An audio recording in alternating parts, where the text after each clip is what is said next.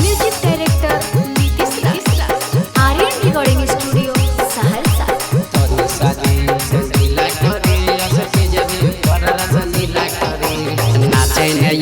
सहरसा के जिला के यादव जी से मिला करे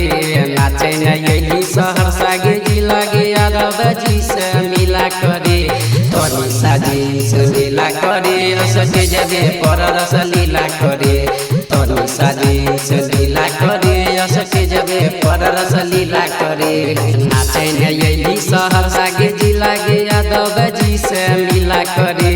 नाचे नयली सहरसा के जिला के यादव जी से मिला करे तोरी साजी से लीला करे असके जबे पर रस लीला करे तोरी साजी से लीला करे असके जबे पर रस लीला करे तोरी साजी से लीला करे म्यूजिक डायरेक्टर नीतीश राज, आर्यन रिकॉर्डिंग स्टूडियो सहरसा।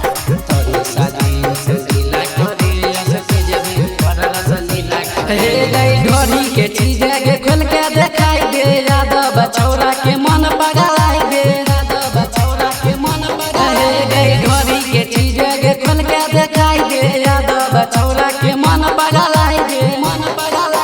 नाचे ने यही सहरसा के जिला पसीना से दहिया गीला करे नाचे ने यही सहरसा के जिला पसीना से दहिया गीला करे तोरी साजी से लीला करे असके जबे पर रस लीला करे तोरी साजी से लीला करे असके जबे पर रस लीला करे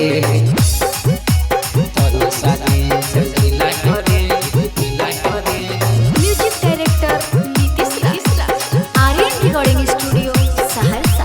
तोरी साजी से लीला करे असके जबे पर रस लीला करे धीरे धीरे तू कमर लचकाई दे यादव छौरा के मन पगलाई दे यादव छौरा के मन पगलाई दे धीरे धीरे तू कमर लचकाई दे यादव छौरा के मन पगलाई दे